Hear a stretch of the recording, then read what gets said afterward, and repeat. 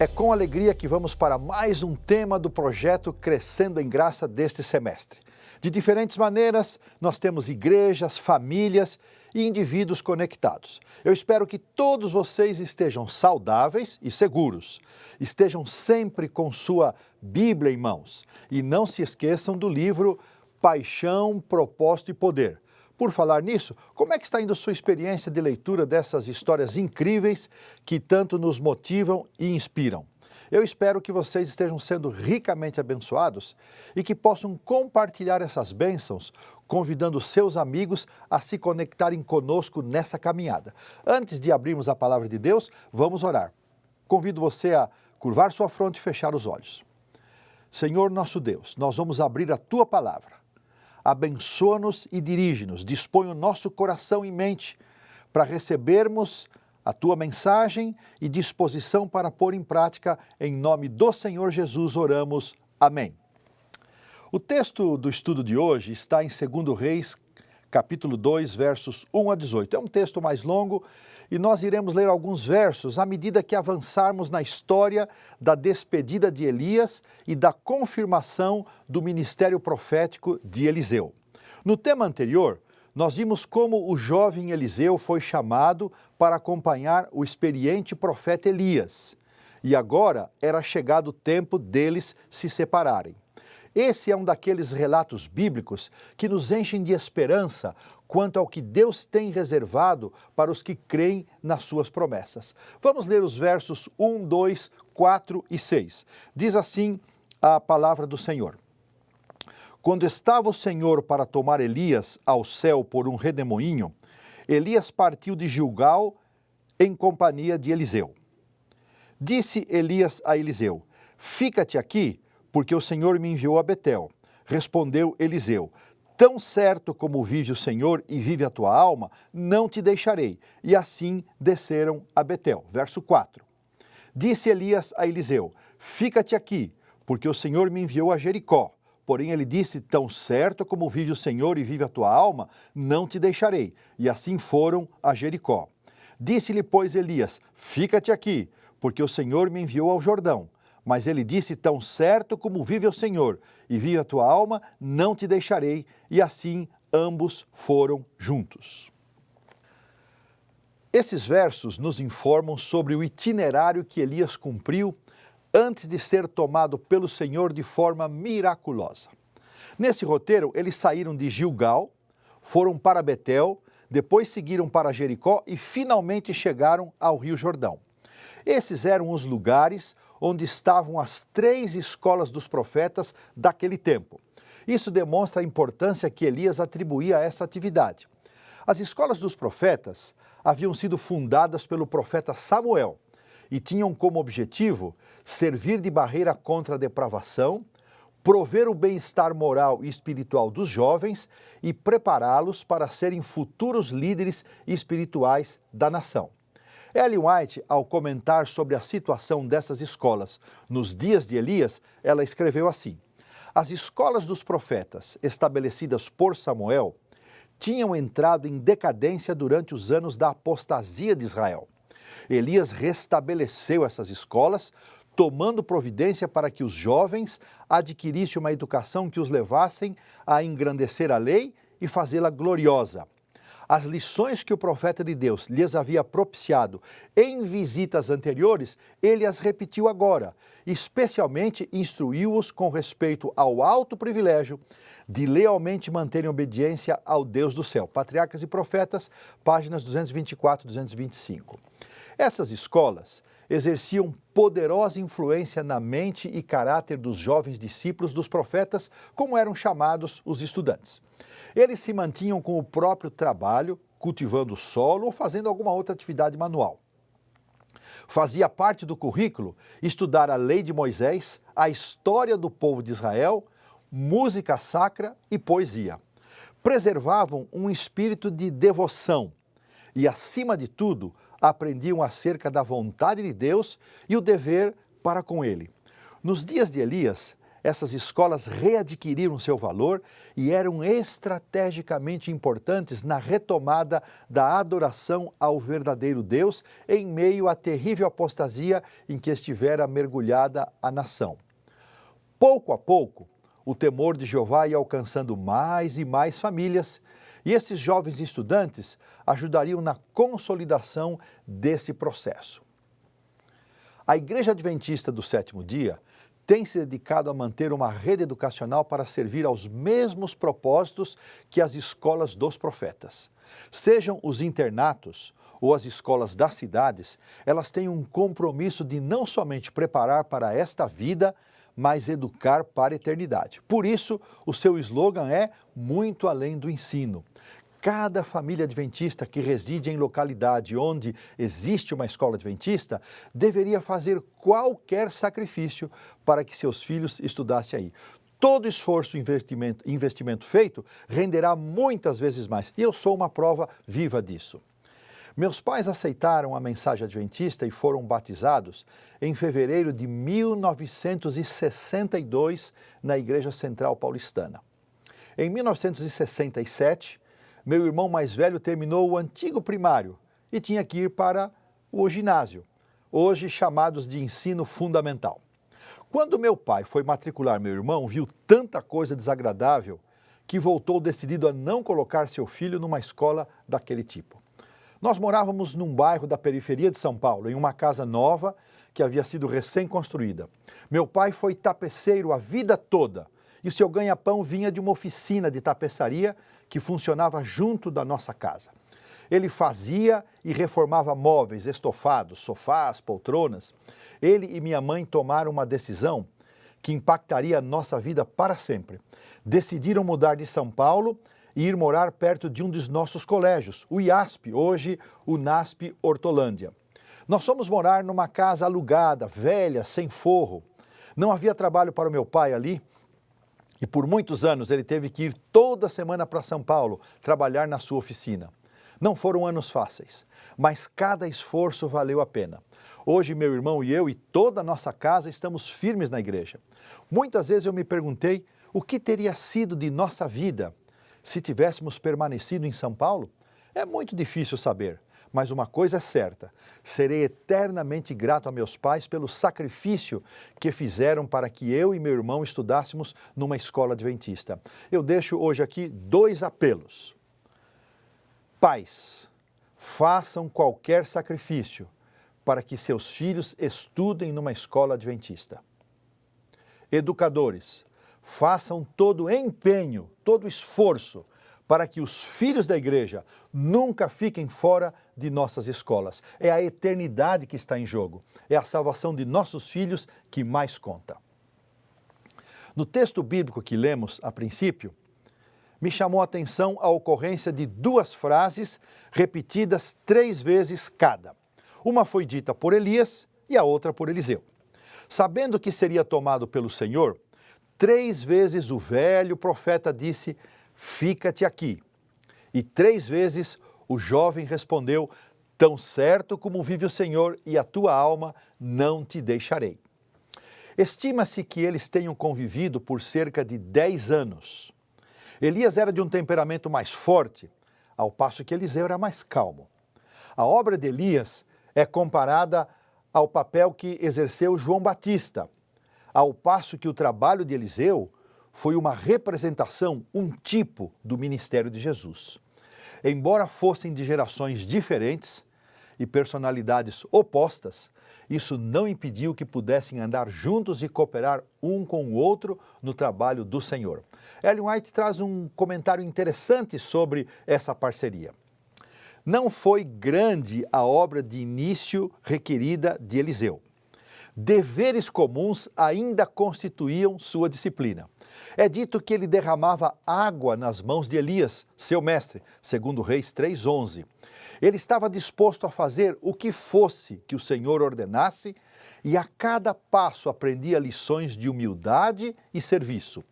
Como assistente pessoal do profeta, ele continuou a provar-se fiel nas pequenas coisas, enquanto com diário fortalecimento de propósito, devotava-se à missão apontada por Deus. Profetas e Reis, página 222.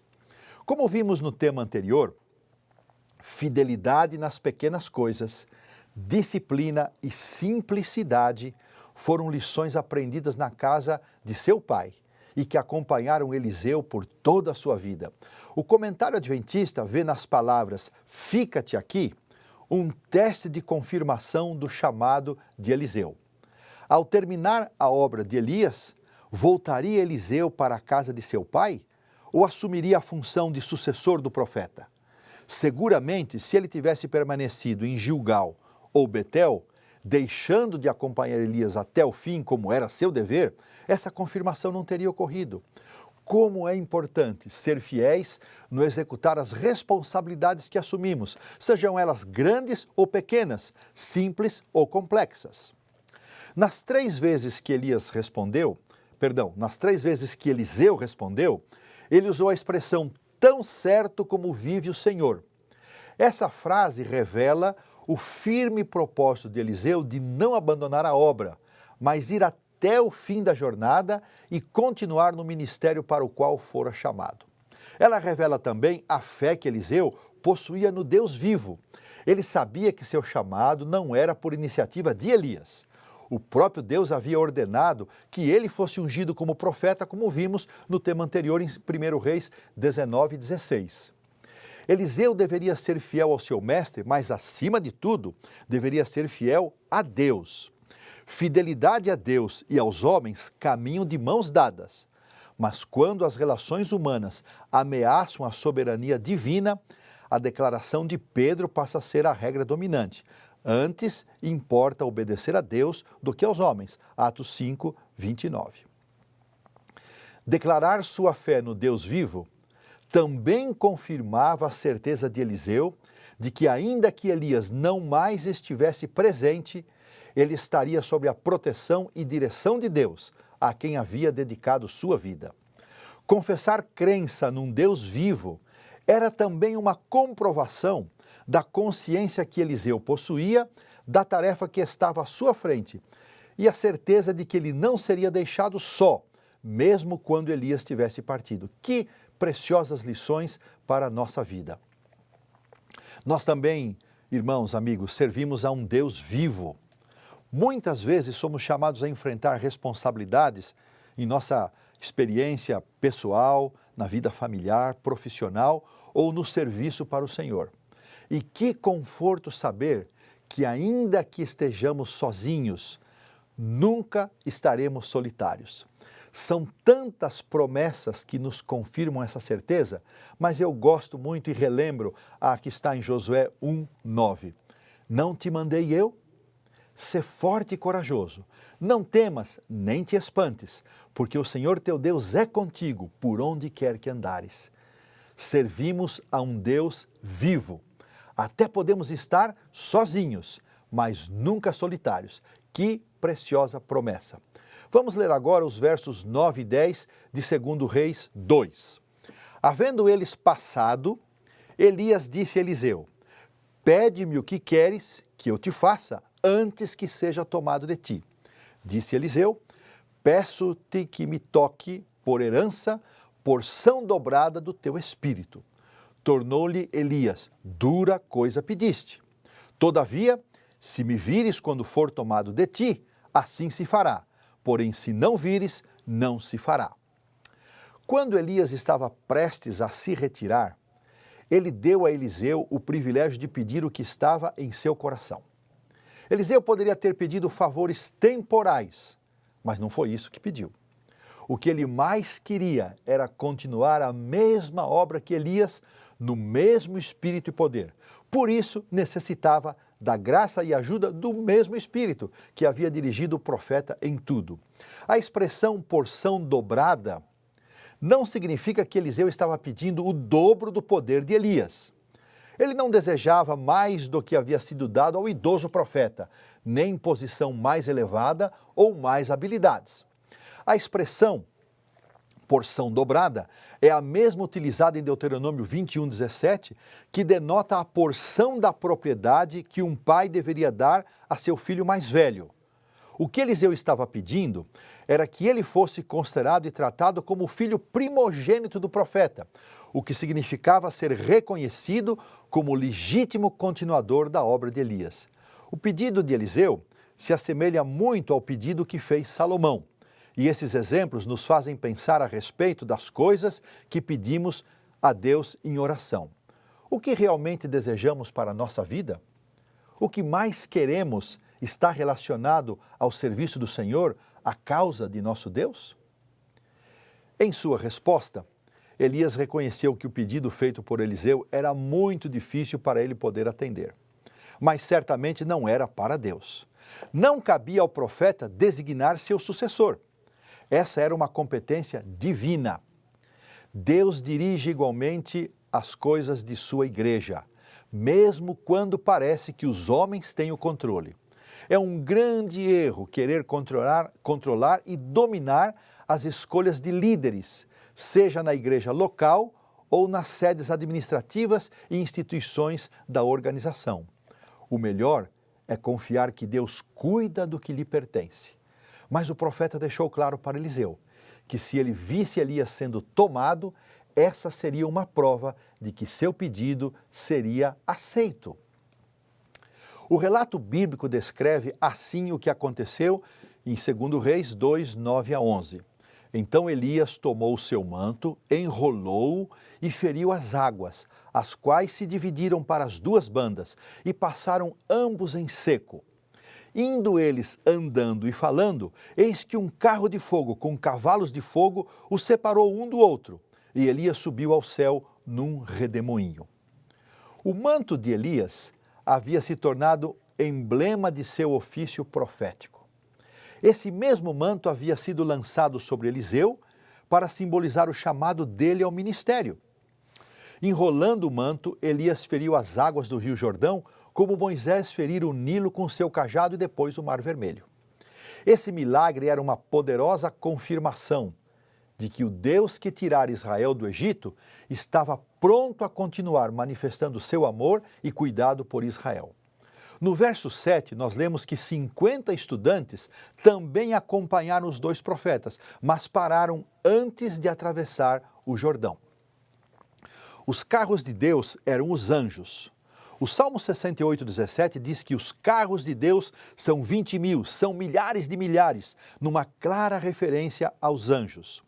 Cavalos e carros são usados frequentemente na Bíblia como símbolos de poder, de glória e majestade, com os quais o Senhor aniquila os inimigos e protege o seu povo. Essa subida extraordinária de Elias para o céu, envolto por anjos, sem passar pela morte, faz dele um tipo dos santos que viverão nos últimos dias e serão trasladados sem ver a morte. A estes representava Elias no Monte da Transfiguração, ao passo que Moisés representava aqueles que, estando mortos, ressuscitarão para a vida eterna. A referência ao redemoinho é mais um indicador do poder de Deus. O Senhor, do meio de um redemoinho, respondeu a Jó, lemos em Jó 38:1. Elias realizou uma grande obra e recebeu uma recompensa gloriosa.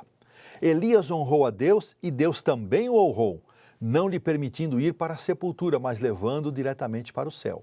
Nem sempre Deus age dessa maneira, mas foi assim com Elias. O texto diz que Eliseu viu e exclamou admirado da cena gloriosa que havia testemunhado. Assim se cumpriu para ele a palavra de Elias confirmada pelo deixar do manto, conforme lemos nos versos 12 a 14. O que vendo Eliseu, clamou, meu pai, carros de Israel e seus cavaleiros, e nunca mais ouviu. E tomando as suas vestes, rasgou-as em duas partes. E então levantou o manto que Elias lhe deixara cair e, voltando-se, pôs à borda do Jordão. Tomou o manto que Elias lhe deixara cair e feriu as águas e disse, onde está o Senhor de Elias? E quando feriu as águas, elas se dividiram para uma e outra banda, e Eliseu passou. O manto foi deixado a Eliseu como um legado do profeta mais idoso e como um indicador de que ele devia assumir as responsabilidades de liderança até então exercidas por Elias. Ao chegar de volta ao Jordão, Do outro lado da margem, ainda estavam ali os 50 discípulos da escola dos profetas, que provavelmente não testemunharam o arrebatamento glorioso de Elias. Então, com o rasgar de suas vestes, Eliseu não queria indicar tristeza, mas que dali em diante usaria não mais sua túnica, mas o manto de Elias, que simbolizava a confirmação do seu chamado. A invocação do nome de Deus por Eliseu não indicava incerteza ou dúvidas do profeta, mas confirmava sua fé de que o mesmo Deus que estivera com Elias seria com ele também.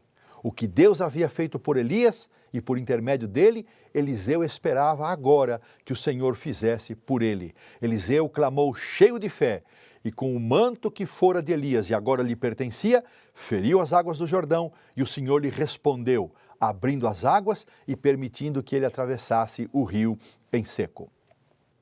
Os discípulos viram essa incrível cena e acreditaram que Eliseu realmente havia recebido o espírito de Elias e estava apto a dar continuidade à obra do profeta. Eles o receberam e o respeitaram como seu novo líder. Assim como havia acontecido com Josué, que passou pelo Jordão em seco e teve sua liderança confirmada diante do povo, Eliseu passou pela mesma experiência diante daqueles discípulos e confirmou-se como novo líder. Dentre os pioneiros adventistas, há um que, resguardadas as devidas proporções, se assemelha a Eliseu, especialmente nas virtudes da fidelidade às pequenas coisas, na disciplina e na simplicidade. Refiro-me a John Andrews, cuja história vamos recordar. Ela está no capítulo 7 do livro Paixão, Propósito e Poder, que tem sido uma grande fonte de inspiração para todos nós. John Nevis Andrews aceitou a Jesus como seu Salvador em fevereiro de 1843 e alguns anos depois começou a observar o sábado. Conheceu Ellen e Tiago White em setembro de 1849, de quem se tornaria um grande amigo. Algumas vezes o casal White se hospedou em casa de seus pais, na cidade de Paris, no Maine. Em 1850, Andrews começou a pregar como pastor itinerante. E em 1855, Ellen White aconselhou a se casar com Angeline Stevens. Eles se casaram em 1856 em Iowa, para onde suas famílias haviam se mudado. Aí nasceram os filhos Charles e Mary. Andrews ajudou no evangelismo tanto em Battle Creek como em Nova York, onde escreveu seu livro mais conhecido, A História do Sábado e o Primeiro Dia da Semana. Em 1864, Andrews foi o representante da Igreja Adventista em Washington para defender a posição de não combatência durante a Guerra Civil Americana. Como teólogo, contribuiu significativamente para o desenvolvimento de várias doutrinas, destacando-se o estudo a respeito da hora para início e término do sábado, de pôr do sol a pôr do sol, e também o estudo sobre o sistema de sustentação do ministério, que resultou na adoção do plano conhecido como doação sistemática. Ele serviu também como presidente da Associação Geral, de 1867 a 1869, mas se tornou mais conhecido no meio adventista por ter se tornado o primeiro missionário da denominação a ser enviado para fora dos Estados Unidos. Sua esposa, Angeline, faleceu em 1872 e 2 anos depois, em 1874, acompanhado dos filhos, zarpou para a Suíça, onde a Igreja Adventista seria estabelecida no Velho Continente. Ellen White escreveu que haviam enviado o homem mais capaz de todos para cumprir essa missão. Há muitas histórias sobre Andrews que nos enchem ao mesmo tempo de admiração e consternação. Sua dedicação e simplicidade eram notórias. Era conhecido também como um homem de oração.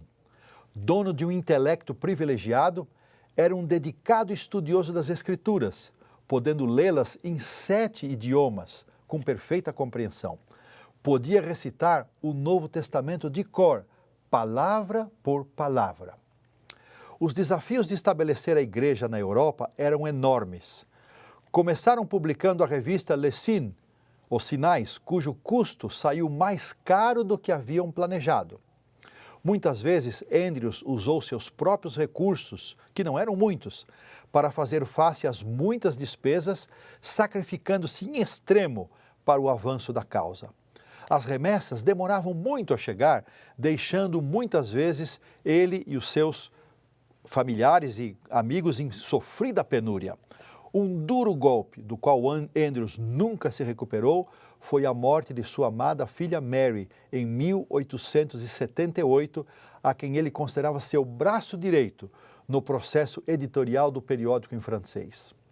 Andrews respeitava tanto as finanças da igreja que, ao voltar aos Estados Unidos para participar de reuniões da Associação Geral, pediu permissão para levar sua filha a fim de ser tratada no sanatório de Battle Creek, mas fez questão de custear dos próprios recursos todas as despesas.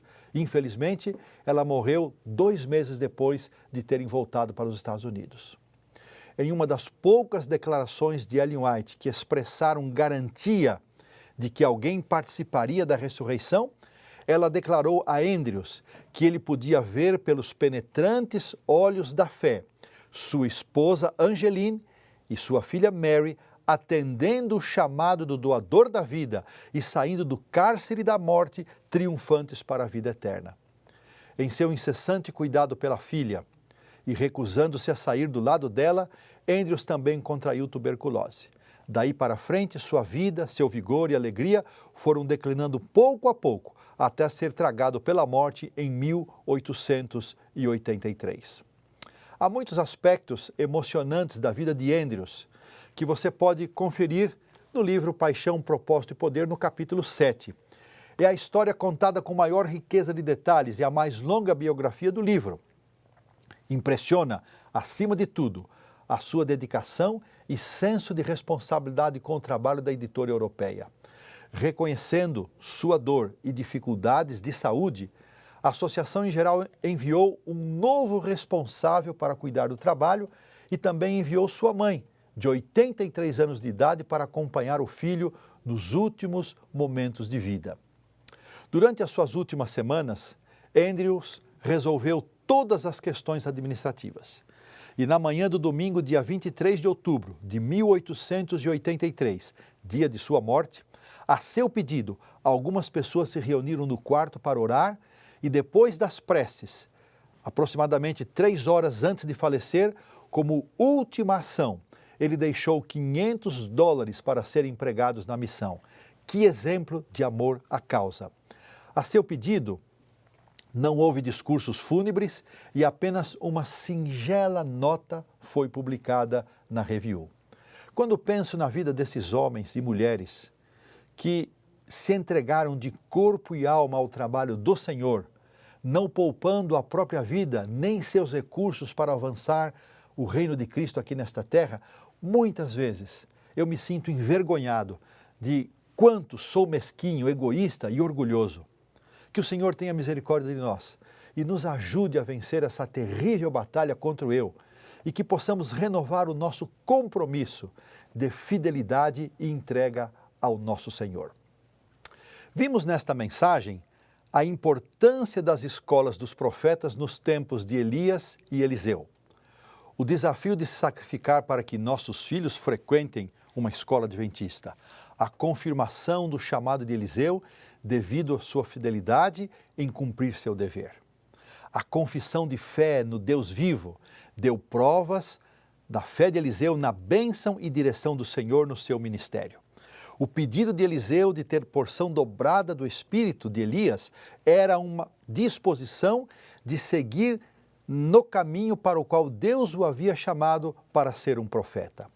A resposta de Elias nos ensina que Deus estabelece e chama seus líderes.